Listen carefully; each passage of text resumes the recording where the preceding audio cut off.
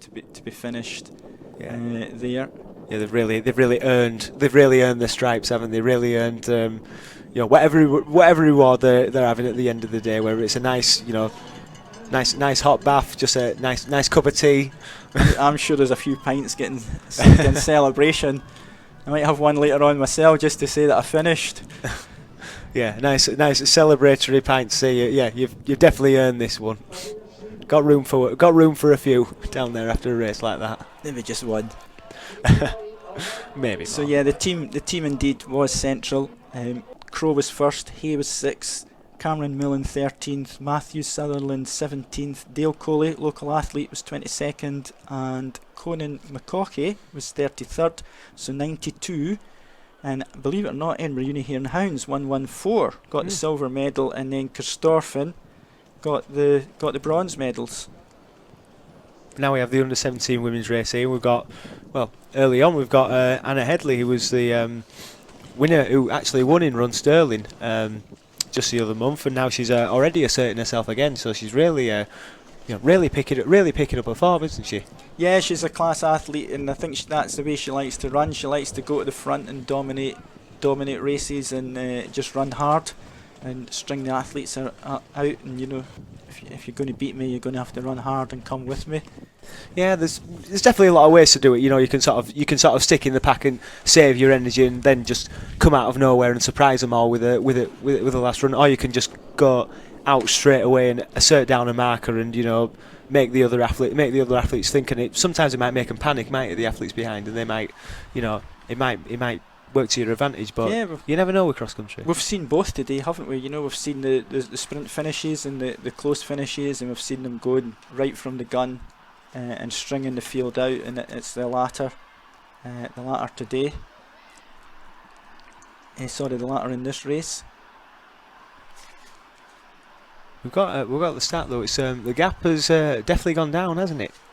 It's we've got just behind her. We've got Hannah Anderson up there competing, and a clear front two there already. Just behind them, it's Cade Wright of Edinburgh AC, who's actually from Hong Kong, and she's a triathlete originally. All right. We should have taken the race through the lake then, eh? Yeah, this definitely will suit her. She'll have felt the urge, won't she, to go and jump in the lake and say, "Come on, let's get the bikes out, let's make it a triathlon." Yeah. We've got 2/3 of it. Yeah, it's certainly a bit cooler out there today than it will be in Hong Kong, I can assure you that. Yeah. She probably won't be used to conditions like this, will she? With the weather and everything.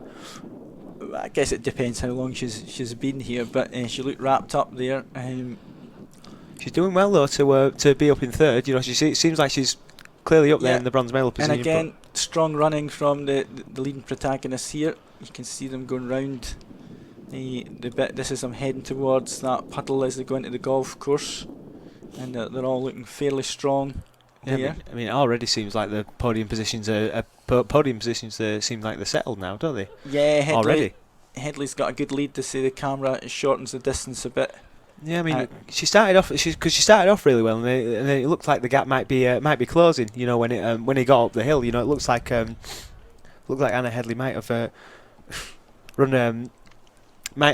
already run the race earlier, too fast. But yeah, possibly. But she's maybe picked up a second wind, and she's obviously moving along quite nicely at the front. And this is a Giffnock vest coming through there. 8042 is Julia Cash, a Giffnock North. And there they go through the puddle into the golf course. Really shows, doesn't it, just how deep it is, how treacherous it is. But not putting Anna Headley off, certainly not. She's just storming away with it at the moment. Yeah, very strong there, isn't she? Yeah, and and as we say, she won in Run Sterling, so she's definitely a confident athlete. Definitely knows what she's doing. Yeah, that would give you a lot of confidence coming into the National Cross Country Championships, wouldn't it, to go to the inter-districts and run so well, with it being an international race as well. And here's our Hong Kong athlete running in the Edinburgh vest, Cade Wright. Yeah, still. And they've got a good gap back to Julia Cash. You get a lot of triathletes, don't you? You know, giving the cross country a go. Yeah, I think the time of the year it's good training for them, isn't it? And it's obviously not training. I think if you're up the front contesting the medals, but obviously you've got to do a lot of running and triathlons. So We've seen some of them do really well, haven't we? We've seen the likes of Matt Willis, who was from Wales, who's absolutely smashing it. Even incorporated when he won the Intercounties, even incorporated a triathlon celebration, and he went and lifted up the tape and everything. Yeah. So he's brought that showmanship into cross country. Yeah, and I think the sport's looking for that, isn't it? Yeah, definitely. It's hard, isn't it, at the end of a cross country race when you've just given it your all and you've absolutely battled through it. The last thing you feel like doing is putting your hands up and celebrating. But I think sometimes it's really good for athletes, when they're at the end of a race like that, to show a bit of sportsmanship and just show a lot of enthusiasm and character. Yeah, and it's nice to see us in Scotland. We were lucky last week. The Duplantis, the American Swede, broke the world indoor pole vault record, and he's got good coverage for his celebrations after that. And obviously, at the top end of the sport, they're looking for it. But it's nice to see it. Cross country is often the forgotten element of the sport, but it's the mass participation element of the sport, isn't it? You see that from the numbers running today. Almost 2,500 entries here today. It's a lot to get round, of course. And here we come, Headley coming into the finish. Yeah, a well-deserved win from her. She just went Still on from looks the so start. strong, doesn't she? It's going all the way. A great win for Anna Headley. And then in behind, Hannah Anderson, who was fifth last year, so she's really upped it, and she's got herself a silver medal. So even though she did lose out to Anna Headley, she'll be really pleased with that. No disgrace coming second to an athlete like that who's so strong, and she looked pleased crossing the line there, didn't she, to get her silver medal. And then that was Kate Wright popping through there in third. Yep, embedding herself into Scottish cross-country history. Exactly. Being added to the names of medalists already. Names in the record book, and there's a wonderful website. Look it up, the Scottish Cross Country Archive.